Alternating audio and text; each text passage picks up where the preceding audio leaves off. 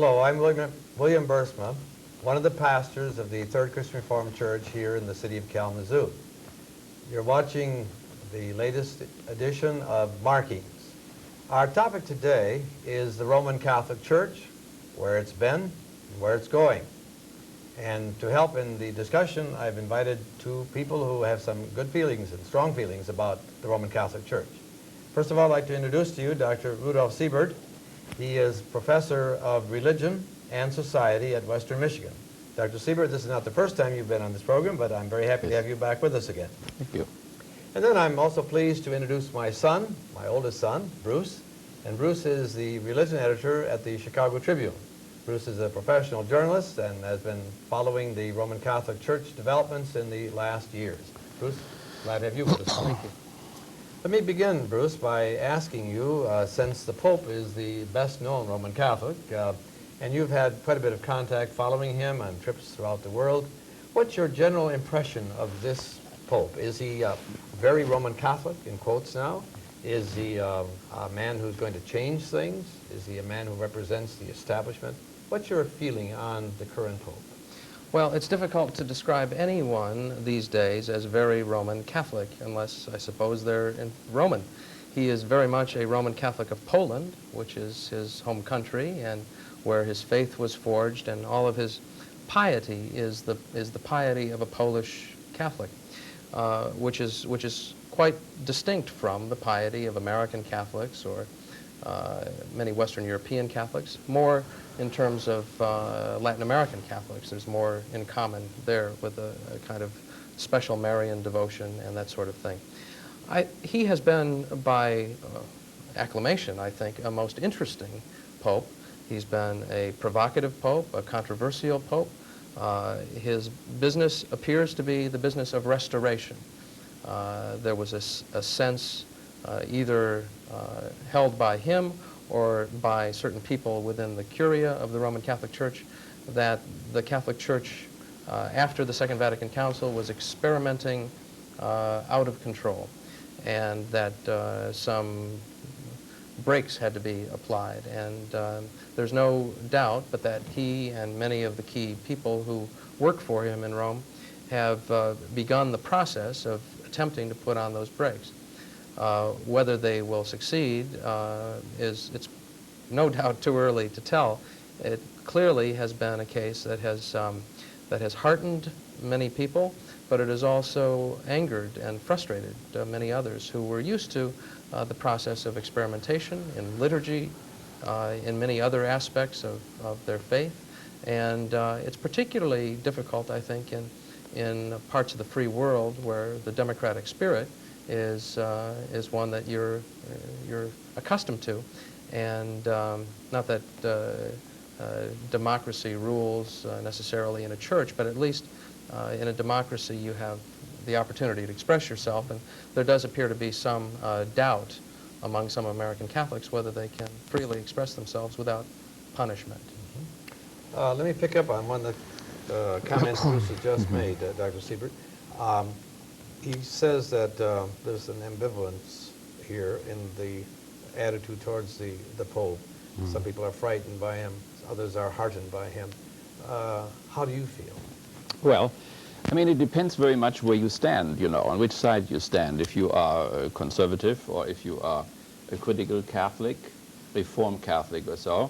And I would say those who are on the conservative side, of course, very pleased with what the Pope has done so far. And the unhappiness is more on the side of the critical Catholicism, because we thought, you know, that with the Second Vatican Council some progress had been made, that Catholicism finally would make it into the modern world and so on. And now there is this question on the critical side, you know, if the Pope is not really a pious Pope, that means of the pious popes, Pius XII and so on, and if he should not have called himself Pius XIII rather than John Paul II. Because these two names, John Paul, they constitute a program, so to speak, and we are not entirely sure if he remains faithful to this program. And of course, this doubling up in Catholicism between the conservative and the critical people has something to do with the relationship of the Church to the modern world. That means to what extent the Catholic Church can say yes to the modern world, to what extent good things have happened in the Enlightenment movements or not. So I think many churches and maybe the world religions have the same problem, how to relate themselves to modernity, because all world religions are pre-modern. And so the struggle shows itself inside of the Catholic Church now in this conflictual situation between conservatives and even reactionaries on one side, and the critical people. And I think the Pope's visit here has not really changed the situation fundamentally. How powerful is this Pope? I realize that as far as the church regulations are concerned, he has authority, great authority. Does he have that in reality? Or are churches that disagree with his emphasis, are they disregarding what he is saying and going their own way? You know, we have strong and we have weak presidents. That means a strong president is one who uses the full potential of the presidency.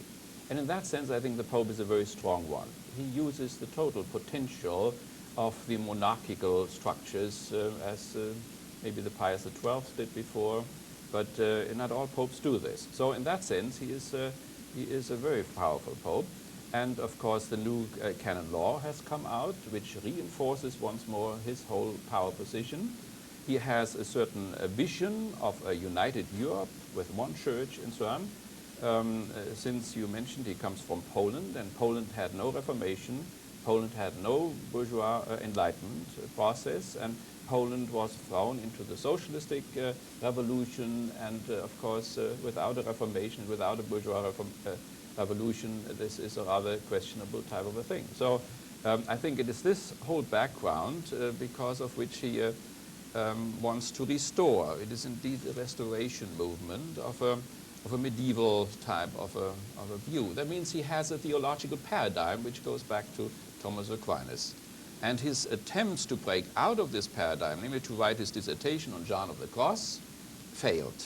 At the end of his dissertation, he wrote again, and John of the Cross said the same thing which Aquinas said. And his encounter with Max Scheler, which could have brought him into modernity, ended the same way. He rejected Max Scheler because Max Scheler did not provide clear-cut norms by which one could differentiate between a good and an evil act and so on. So this administrative type of a need to make that clear brought about his second failure to come out of the medieval type of paradigm, to move through the Reformation paradigm, the Protestant orthodoxy paradigm, the Enlightenment paradigm, and make it finally into the contemporary theological paradigm to which the feminist theology belongs, the black theology, liberation theology, political theology, and so on.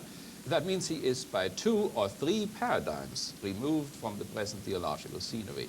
And that produces the difficulties between the critical Catholics and the conservative ones. Before we leave the Pope, and we will, to talk about the church itself, was that a major blunder when he received Waldheim? Do you think that was a PR blunder? Do you think that it will affect his moral leadership? I think it was a blunder. It was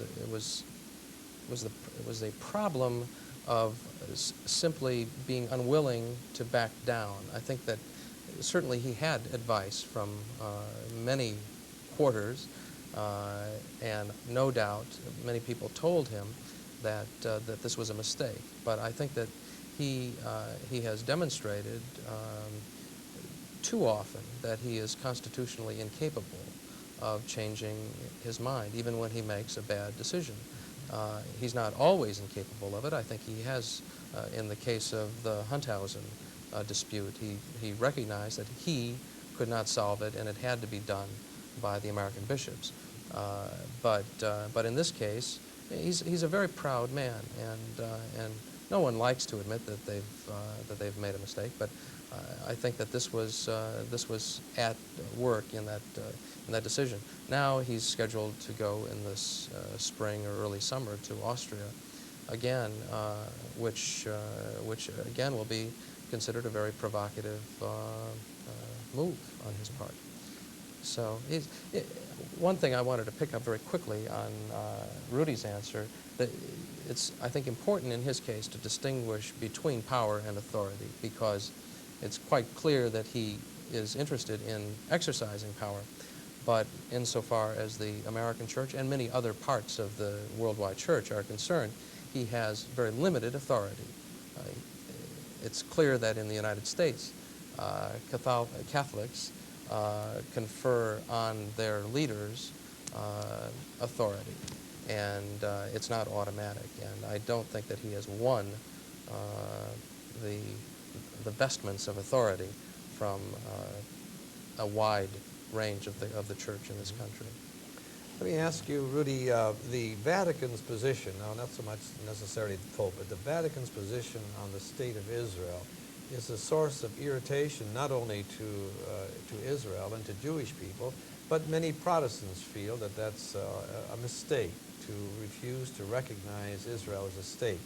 How do you, as a professor of religion and as a practicing Roman Catholic, how do you view the attitude of the Catholic Church, particularly the Vatican, then, on the state of Israel? Well, I mean, it goes back to 1900, you know, when the Zionists visited the Pope the first time. And already at that time, they were told, you know, that this recognition, in case a state would be formed, would not be forthcoming. And I think the reason is, of course, the city of Jerusalem. The Pope would like to have it under international control. It is to some extent under international control, but not international enough. So this is the issue. But then, of course, you know, I would like to go back to the Waldheim case, you know. Catholicism, as you know, the Catholic Church had allied itself with fascism. Right? There was the Lateran Treaty with Mussolini. There was the concorded with Hitler, concorded with Salazar, concorded with Franco, and so on. The Church did this in order to find some external hold after the monarchies had broken down. And it was John the 23rd, of course, who co-fabricated the Lateran Treaty with Mussolini, who then went through a conversion and saw that this alliance between Roman Catholicism and fascism, you know, was a very unfortunate type of a thing. So then, of course, Pius XII had not protested against the Jews being taken out of Rome and brought into concentration camps and so on. Again, there was some diplomatic reason behind this, namely the Pope thought he could not fall into the back of Hitler as he was fighting atheistic communism along the Eastern Front and so on. And then he wanted to keep also Berlin open and Washington open, and he thought if he would talk about the persecution of the Jews, he would also have to talk about saturation bombing. And so he didn't want to do either of them and so on. But nevertheless, the question is, you know, under what criterion a pope stands, namely under that of prudent diplomacy or of the Sermon on the Mount. And this is, of course, a fundamental issue now. If he had acted according to the Sermon on the Mount, I think he would have had to say something in terms of the Jewish people and their suffering, and he didn't. So now recently the Pope promised he will write a new encyclical on the Jewish persecution and so on, and it would be nice to see, you know, if his standards have changed. Certainly it would be high time, particularly in terms of the whole peace idea, you know, that he would finally recognize the state of Israel. Bruce, could I ask you, you observe religion, both Protestant and Catholic. Are Catholics beginning to desert Mass on Sunday morning in the same way that in Europe many Protestants are absent from their church worship services? Is that happening throughout the world as well? Well, it has happened in Europe. When I was covering the Pope's visit to the Low Countries, to Holland and Belgium and Luxembourg a few years ago, the best Mass attendance was in Belgium, and that was running at about 20 to 25% of the Catholic population each week. Holland was perhaps 10 or 11%, and Luxembourg, I think, was even a bit lower than that. In the United States, it has dropped some, but not, it's still roughly 45 or 50%. Runs slightly ahead of Protestant attendance, but not nearly as high as it was, say, 25 or 30 years ago. For reasons that Protestant attendance has diminished. That is, I think, from a recent historian's point of view, the most interesting thing about the Catholic Church in the United States, the extent to which it has incorporated a lot of the cultural values of the United States of America and the Protestant ethos. And I think that that's another reason for the kind of rupture between Rome and the United States, because the people who run the church in Rome don't particularly understand that atmosphere and, in fact, reject it. So, and there are plenty of reasons to reject some of the cultural values of this country, but it gets all mixed up with a lot of, I think, incipient anti-Protestant sentiments along the way. I don't think this has been a good pope for authentic ecumenism. It's true that some issues are raised that might otherwise be shunted aside during the era of a warm, fuzzy pope, and those are important issues to raise, but I don't think that he's in the business of negotiating. Well, that's interesting, because I would think, and correct me if I'm wrong, but that today the perception is that the Roman Catholic Church has become more Protestant, and many Protestants feel that the chasm, which was once very large, has been narrowed, and that there are things happening in Roman Catholic worship services that never happened before. The congregation sings more often. The priest, instead of having a very brief homily, which is basically centered on announcements on parish activities, but is actually on a text from the Bible, that's taking place. Is that correct, that that's happening? That's a perception that many Protestants have of, at least of American Catholicism. Yes, and I would say, it is not even on the surface, in a certain sense of external assimilation, accommodation or so. I think it goes into the very roots, and the roots of the Reformation, or the root of the Reformation was the issue of justification, of course, Right. And if you see the discussion between Karl Barth and Hans Küng, for instance, then both sides have admitted, that this justification problem has really been solved. It is, of course, possible that Hans Küng, read Trent through the church dogmatics of Karl Barth or so, and therefore read it slightly differently. But nevertheless, I think that there is a fundamental agreement that the core issue of the Reformation has been settled in a certain sense between the churches. And so then, after this, of course, there are a lot of political differences and obstacles and so on. And I must say, of course, that yes, we would say that from the critical side, the Pope does not take the necessary initiatives, in order to promote ecumenism. Let me just give an example. I mean, in terms of the Eastern Orthodox Church, he had some chances, to change something. He didn't.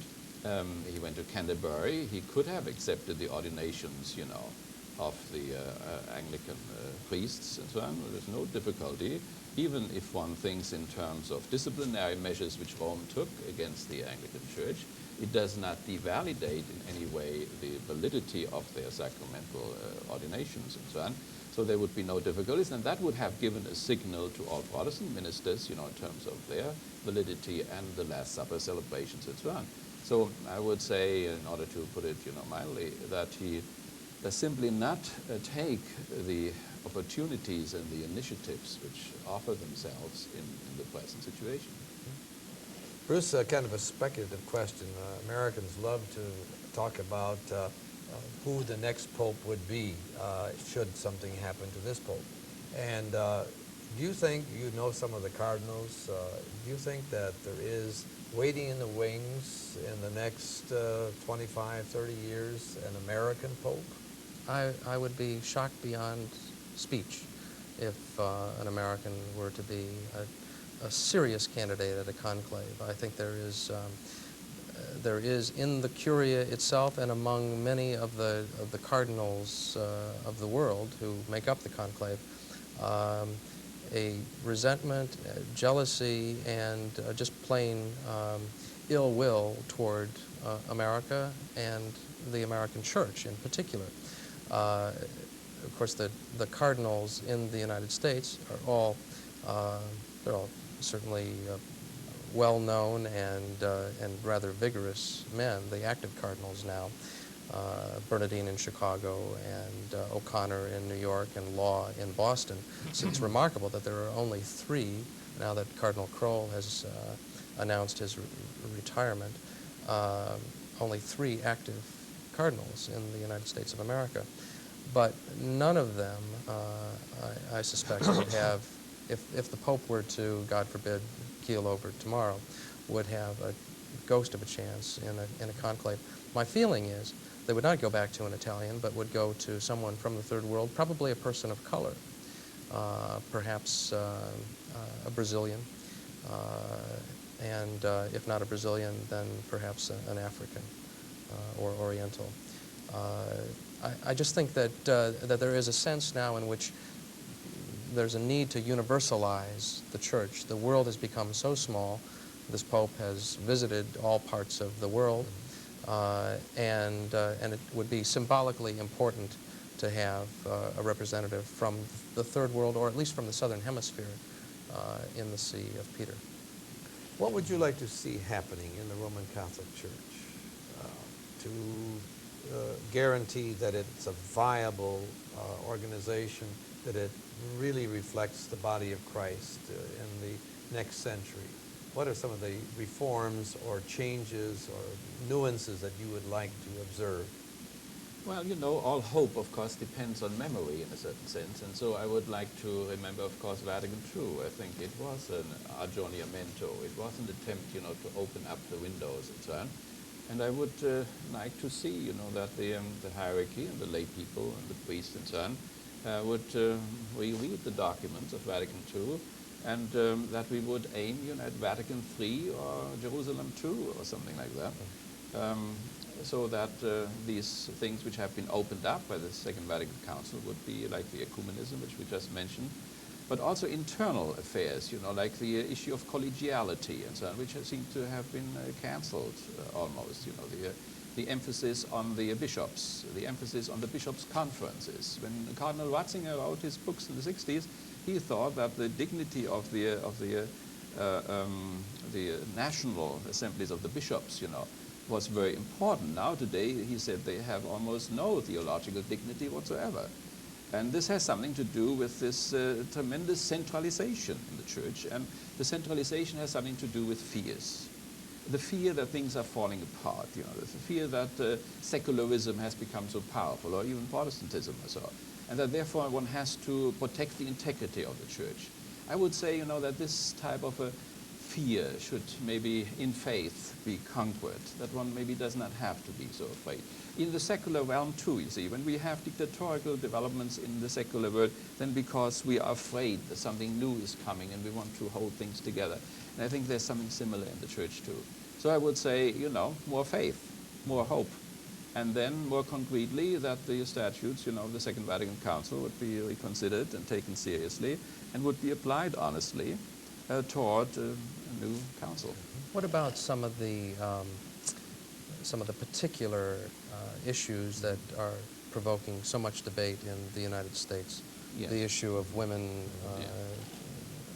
taking on a much greater role in the church. You know, about not participating in Mass and so on. Behind that is, of course, the fact that in most crucial questions, you know, like abortion, homosexuality, lesbianism, divorce, euthanasia, that in all these issues, about 60% of American Catholics do not really stand behind the magisterium, you know. And that is the more serious type of a thing. And so we have to see, you know, we have to start from the most rigorous position, which the Pope takes in all these points, you know, and then to see if one cannot also, you know, open up space for experience, for the real experience of people in Chicago and in Kalamazoo and Detroit and so on, and how they experience their marriages and so on, and what can really be done under those circumstances, you know. I personally, you know, would hold on, of course, to these ideals. I think that monogamy is a beautiful affair, but what about those who cannot do it, you see, or who are sucked in by some kind of a trend, you know, which brings about 50% of divorces and 1.5 million abortions for 12 years and so on. So obviously, you know, the sexual enlightenment has its own dialectics, you know, in a certain sense it has turned against itself. So, and therefore, but this extreme position, you know, which is now still taught or so, I think in in discourse, in brotherly, sisterly discourse, these things have to be considered. I was in the New York Times, about the abortion thing, not because I am for abortion, but because I think one cannot dictate these things from above, but that the community has to come together in discourse and look at the different reasons and which the judges have, which the mothers have, which the women have, and so on, and then come to a conclusion. Bruce, write the agenda a moment that you think the Catholic Church ought to be addressing in the next 10 years. Why? I know, that's a big question.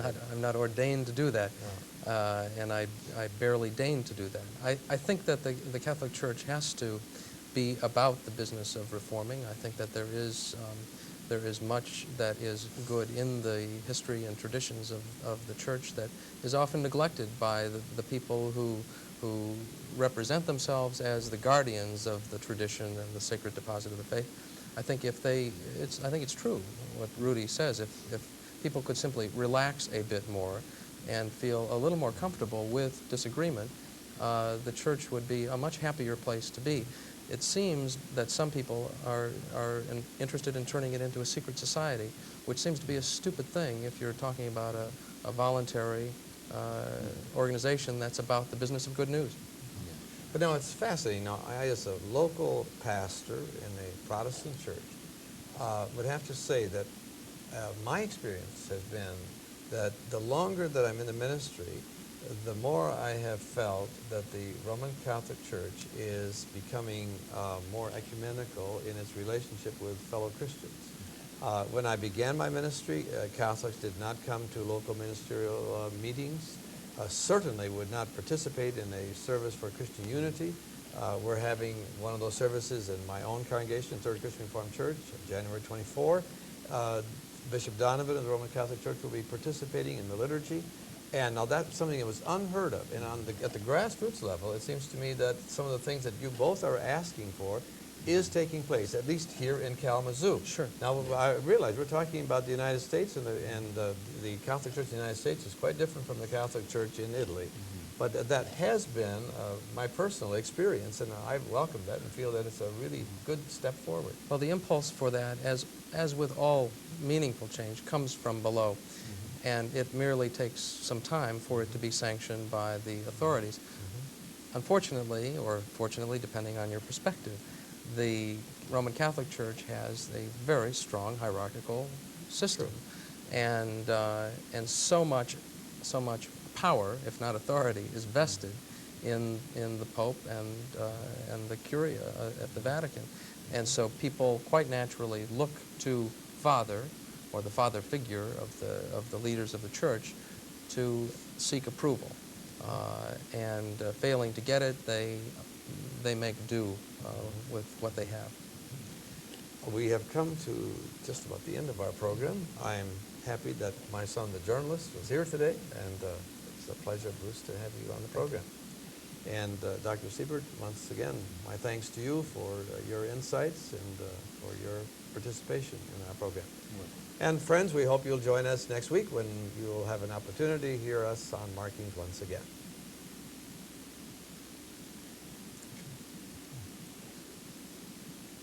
We're off the air, but anyway, it was good. Rudy, I appreciate that. Father Molino may probably lose a few pounds when he watches you.